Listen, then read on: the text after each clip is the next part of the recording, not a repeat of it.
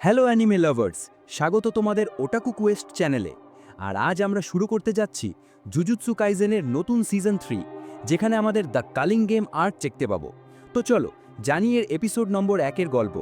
আজাইরা কোনো দেরি না করে এপিসোডের শুরুতে আমরা ইউজিকে দেখি, যার সামনে একটা বড় কার্স স্পিরিট ছিল। ইউজি ওই কার্স থেকে দূরে পালাচ্ছিল। সে একটা বিল্ডিং থেকে আরেকটা বিল্ডিংয়ে লাফাচ্ছিল। তখনই ওই কার্স ইউজিকে তার হাতে ধরে ফেলে, কিন্তু হঠাৎ করেই ওই কার্সকে কেউ মেরে দেয়, যার ফলে সেটা ইউজির ওপরেই পড়ে যায়। এই কার্সকে ইউটা মেরেছিল, যে আসলে এখানে ইউজিকে মারতে এসেছে। গল্প এখন কিছুটা পেছনে যায়। আমরা জেনিন বংশের সবচেয়ে ছোট ছেলে নাওয়া জেনিনকে দেখি, যে বলছিল যে মাই এখনো মরেছে কিনা। আসলে এমন মেয়ে তো মরেই যাওয়া উচিত, যে বাড়ির পুরুষদের কথা শোনে না। তার থেকে ভালো তো মাই, যে অন্তত জানে যে সে একটা মেয়ে। নাওয়ার এখানে সাক্ষাৎ হয় জিনিচি আর ওজি জেনিনের সাথেও, যারা তাকে বকাঝকা করে বলে যে তোমার বাবা তার শেষ নিঃশ্বাস গুনছেন আর তুমি এখন আসছো। নাওয়া বলে, কার কি যায় আসে, সবাই জানে যে জেনিন বংশের পরবর্তী উত্তরাধিকারী আমি। আমার সব বড় ভাইরা কোনো কাজের না। আঙ্কাল ওজি, আপনার তো কোনো ছেলেই নেই, শুধু দুটো মেয়ে আছে। আর জিনিছি, তোমার তো চেহারাটাই খারাপ, নিদের ভাই টজির থেকে একদম উল্টো। নাওয়ার কথা শুনে ওরা রেগে যায়। আর আসলে এই তিনজনই স্পেশাল গ্রেড 1 সর্সেরার। তখনই তাদের খবর দেওয়া হয় যে জেনিন বংশের হেড নাওবিত জেনিন এখন এই দুনিয়ায় নেই, আর এখন তার উইল পড়া হবে। তার শেষ ইচ্ছা ছিল যে তারপরে নাওয়াকে জেনিন বংশের পরবর্তী হেড বানানো হোক। সব জমিজমা, সম্পত্তি আর কার্সড টুলস যা জুজুৎসু হাইয়ের ভল্টে রাখা আছে, সেসবের অধিকার নাওয়ার হবে। কিন্তু যদি কোনো কারণে সাতোরু গোজোর মৃত্যু হয়ে যায় বা তার কোনো অসুখ হয়ে যায়, তাহলে টোজির ইচ্ছা পূরণ করা হবে এবং মেগুমিকে জেনিন বংশের হেড বানানো হবে, আর সব সম্পত্তিও তার নামে হবে। এই কথা শুনে নাওয়ার ভালো লাগে না। তার জানা যায় যে মেগুমি এই মুহূর্তে টোকিওতে আছে আর ইউজির খোঁজে গেছে। এখন নাওয়া প্ল্যান করে যে সে ইউজি আর মেগুমি দুজনকেই মেরে ফেলবে। এই সময় টোকিওর ভেতরে লক্ষ লক্ষ কার স্পিরিট ঘুরে বেড়াচ্ছে, তাই কেউ প্রশ্ন করবে না যে মেগুমি কিভাবে মরল। একবার মেগুমি মরে গেলে তার সম্পত্তি দখল করার আর কেউ থাকবে না, আর জেনিন বংশের প্রধান শুধু আমিই হব। অন্যদিকে আমরা ইউজিকে দেখি, যে একা বসেছিল। চোসো তার কাছে এসে জিজ্ঞেস করে যে এখন তার ক্ষতগুলো কেমন আছে। ইউজি বলে যে এখন সে ঠিক আছে, হয়তো সুকুনার কারণে, এবং সে তার পাওয়ার বাড়তেও অনুভব করতে পারছে। সে ইউজিকে জুজুৎসু হাইয়ে ফিরে যেতে বলে। ইউজি বলে যে সে যেতে পারবে না, কারণ সুকুনা মেগুমির বিরুদ্ধে কোনো চক্রান্ত পাকাচ্ছে, আর আমার হাতে কত নিরীহ লোক মারা গেছে। আমি এখন কারো কাছে যেতে পারবো না। আমি তো তোমার ভাইদেরও মেরেছিলাম। চোসো চোসো বলে যে সেটা একটা ভুল বোঝাবুঝি ছিল। ওরা দুজনও তোমাকে মাফ করে দিত, কারণ আমরা ভাই, আর এটাই সবচেয়ে বেশি গুরুত্বপূর্ণ। ইউজি বলে যে চলো, এখন আমাদের এখান থেকে কার্স স্পিরিটসদের শেষ করতে হবে। এরপর ইউজি শহরে দৌড়াতে থাকে, যার ফলে অনেকগুলো কার্স তার পেছনে লেগে যায়। কিছু স্পিরিটসকে তো সে এক ঘুষিতেই মেরে ফেলে।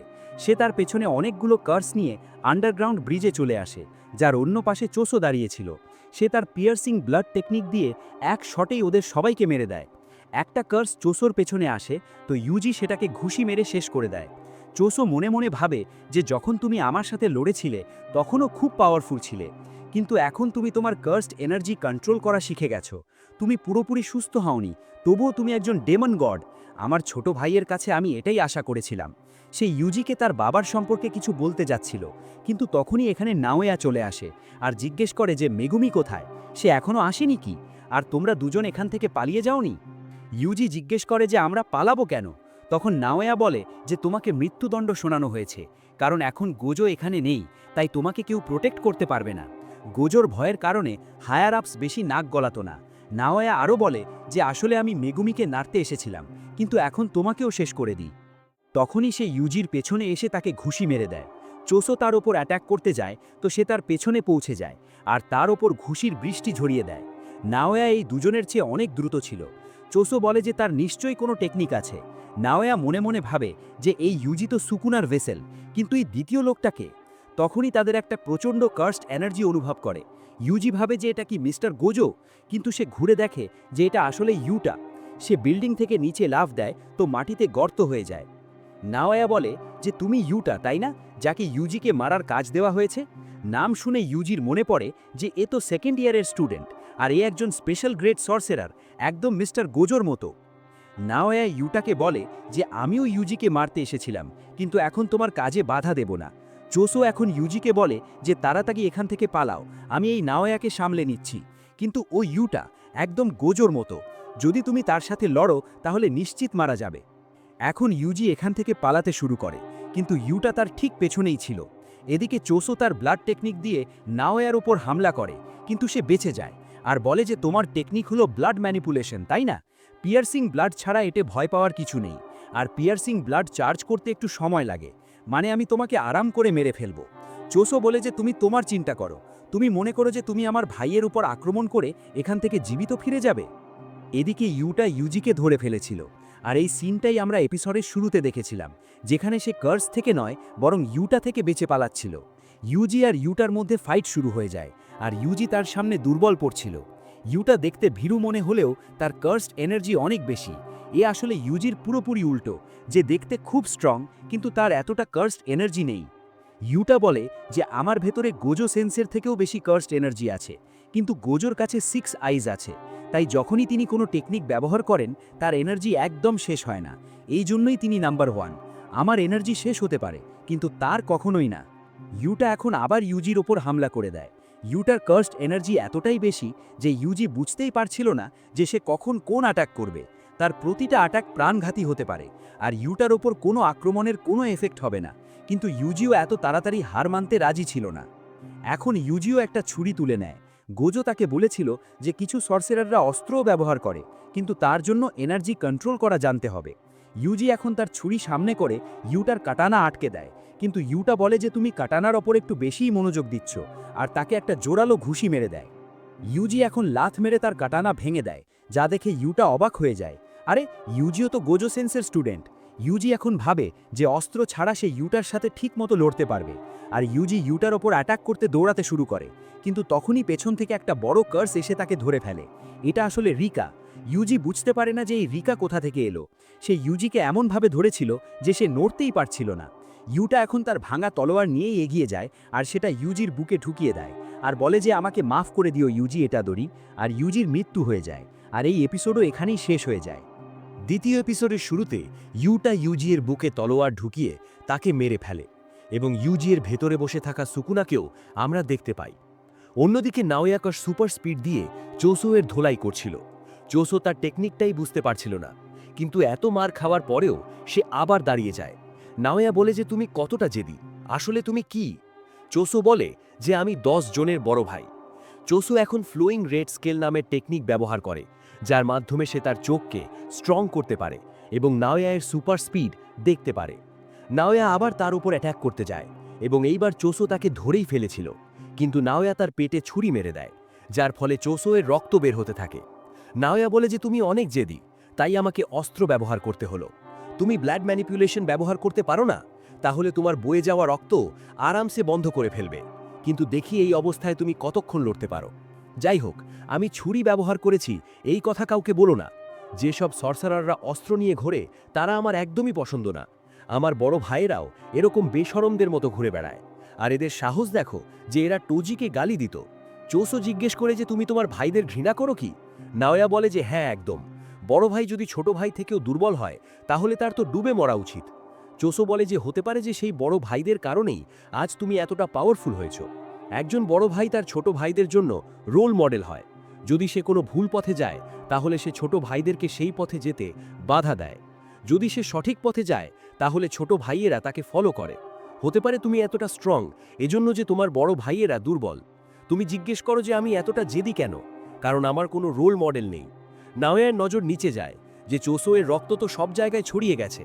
চোসো আরও বলে যে যতই আমি ভুল করি না কেন আমাকে আমার ভাইদের থেকে এগিয়ে থাকতে হবে, এজন্যই আমি এতটা স্ট্রং। তখনই এখানে রক্তের বন্যা এসে যায়। নাওয়া বুঝতে পারে না যে এত রক্ত বের হওয়ার পরেও চোসো বেঁচে আছে কিভাবে।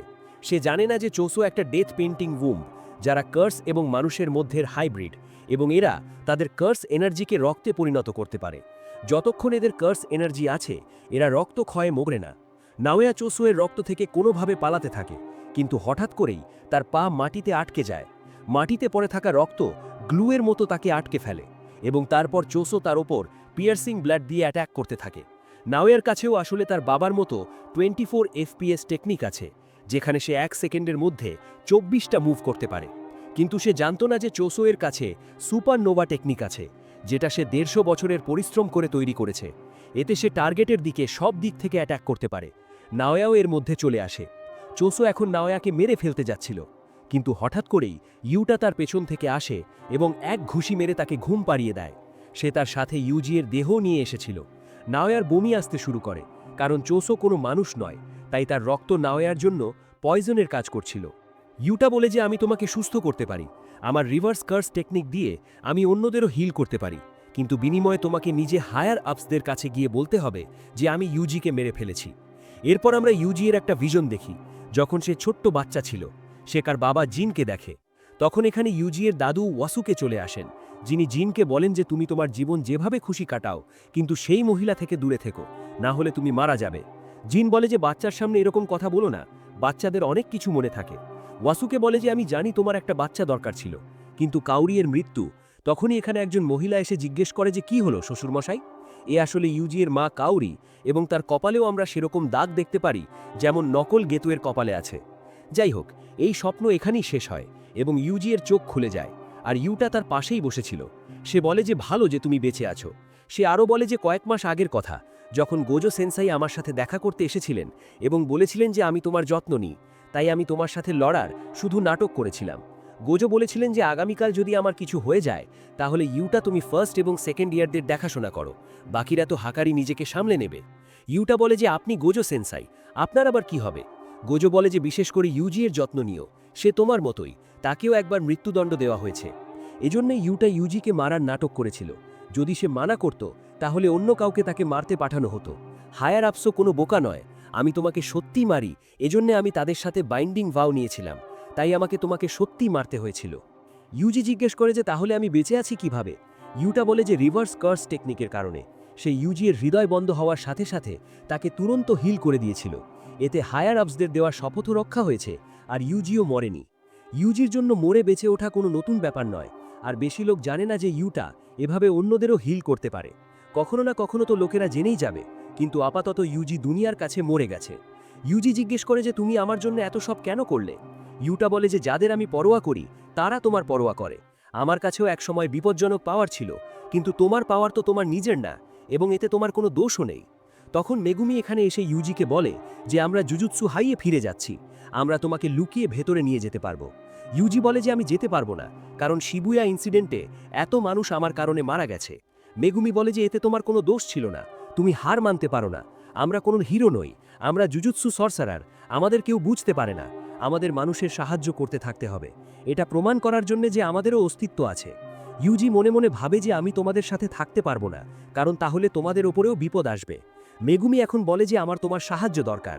নকল গেতো মানে কেনজাকু একটা কিলিং গেম শুরু করেছে, যেখানে জুজুৎসু সর্সারাররা একে অপরকে মারতে পারবে, এবং এর নাম হলো কালিং গেম। আর মেগুমির সিস্টার চিমিকিকেও জোর করে এই গেমের অংশ বানানো হয়েছে, এজন্যই আমার তোমার সাহায্য দরকার। এরপর আমাদের কালিং গেমের কিছু রুল বলা হয়, যেমন সব প্লেয়ারদের ১৯ দিনের মধ্যে এতে এন্টার করতে হবে। যদি কেউ রুল ভাঙে, তাহলে তার কার্স টেকনিক রিমুভ করে দেওয়া হবে, যার ফলে প্লেয়ারের মৃত্যু হবে। পার্টিসিপেট করার জন্য তাদের কলোনিতে আসতে হবে, কেউ কাউকে মারলে তাকে পয়েন্ট মিলবে। আরও রুল আছে যেগুলো নিয়ে আমরা পরে কথা বলবো। ইউজি এখন ইউটাকে বলে যে সুকুনা মেগুমিয়ের জন্য কিছু একটা প্ল্যানিং করছে।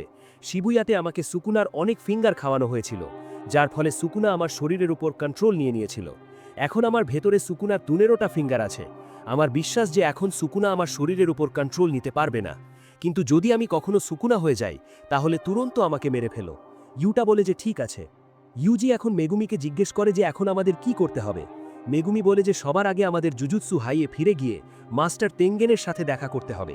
তার কাছে জিজ্ঞেস করতে হবে যে আমরা গোজোকে আবার মুক্ত কিভাবে করতে পারি, আর কেনজাকু আসলে কি প্ল্যান করছে, কালিং গেমে সে কি করতে যাচ্ছে। এই প্রশ্নগুলোর উত্তর মাস্টার তেঙ্গেনই দিতে পারবেন। ইউজি জিজ্ঞেস করে যে মিস ইউকি এই ব্যাপারটা জানে কি? মেগুমি বলে যে এই আইডিয়া তো ইউকিরই, সে আগে থেকেই জুজুৎসু হাইয়ে লুকিয়ে আছে। ইউজি বলে যে মাস্টার তেঙ্গেনের ব্যারিয়ার আমরা পার করব কিভাবে? এতে হাজার দরজা থাকে যেগুলো ঘুরতে থাকে, এবং তাদের মধ্যে একটাই tomb of the star corridor পর্যন্ত নিয়ে যায়, যেখানে মাস্টার তেঙ্গেন থাকেন। যদি আমরা সঠিক দরজা না বেছে নিই, তাহলে তেঙ্গেনের সাথেও দেখা করতে পারবো না। এখন ইউজি মেগুমিকে জিজ্ঞেস করে যে নোবারার কি হয়েছে, সে ঠিক আছে কিনা। মেগুমি কিছু বলে না এবং তার মাথা নিচু করে ফেলে, মানে নোবারা এখন এই দুনিয়ায় নেই। এটা শুনে ইউজির খুব খারাপ লাগে। তখন চোসো এখানে এসে বলে যে সেই ব্যারিয়ারে ঢোকার রাস্তা আমি বলতে পারি। মাহি তো একবার সেখান থেকে ডেথ পেইন্টিংস এবং সুকুনার ফিঙ্গার জুরি করেছিল, আমরাও সেটাই করব। এরা এখন জুজুৎসু হাইয়ে চলে আসে, যেখানে তাদের মাকির সাথে দেখা হয়, যে এখন একদম আলাদা দেখতে লাগছিল, কারণ শিবুয়া ইনসিডেন্টে জোকো তাকে পুড়িয়ে দিয়েছিল।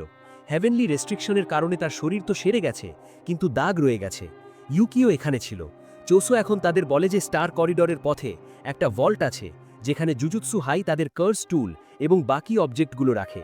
সেই ভল্টে চোসো এর 6 ভাইয়ের ডেথ পেইন্টিং রাখা আছে, আর তার টেকনিক দিয়ে চোসো তাদের লোকেশন সেন্স করতে পারে। মাকি বলে যে সেসব ঠিক আছে, কিন্তু এই লোকটাকে। ইউজি বলে যে আপাতত বুঝে নাও যে এটা আমার ভাই। এটা শুনে চোসো খুবই খুশি হয়। চোসো এখন তাদের সঠিক দরজা দেখিয়ে দেয়, যার মাধ্যমে এরা স্টার করিডরে পৌঁছে যায়। চোসোকে এখানে ভল্ট পর্যন্ত যাওয়ার রাস্তাও দেখা যায়, এবং সে বলে যে আমি আমার ভাইদের শীঘ্রই এখান থেকে মুক্ত করব। এরা এক জায়গায় রক্তের দাগও দেখতে পায়। এটা সেই জায়গা যেখানে টোজি রিকোকে গুলি করেছিল। ইউকি বলে যে 12 বছর আগে এখানে একটা ইনসিডেন্ট হয়েছিল, এবং বলা যায় যে সব গোলমাল সেখান থেকেই শুরু হয়েছিল। এরা সবাই মেন হলে যায়, কিন্তু সেখানে আলো ছাড়া আর কিছু ছিল না। ইউকি বলে যে তেঙ্গেনের ইচ্ছা হলে তবেই সে অন্যদের দেখা দেন। গোজো সিল হয়ে গেল, তো তার মনে হয়েছিল যে তেঙ্গেন আমাদের সাথে দেখা করতে চাইবেন। এরা এখন ফিরে যেতে শুরু করে, কিন্তু তখন তেঙ্গেন তাদের ডাক দেন যে কেমন আছো তোমরা। জেনিন পরিবারের সন্তান মানে মাকি, মিচিজানের রক্ত মানে ইউটা, ডেথ পেইন্টিং মানে চোসো, আর সুকুনার ভেসেল মানে ইউজি। এবং এই এপিসোড এখানেই শেষ হয়ে যায়। তো বন্ধুরা, তেঙ্গেন সামার দর্শন পাওয়া গেল। তিনি কি তাদের কোনো কাজের ইনফরমেশন দেবেন? জানবো পরের এপিসোডে। যাই হোক, ভিডিও ভালো লেগে থাকলে এটা লাইক এবং শেয়ার করো। আর যদি তোমরা আমাদের চ্যানেল ওটাকু কোয়েস্টে নতুন হও, তাহলে আমাদের চ্যানেলটা সাবস্ক্রাইব করে বেল আইকন প্রেস করতে ভুলো না। দেখা হচ্ছে তোমাদের সাথে খুব শীঘ্রই পরের ভিডিওতে। Bye bye.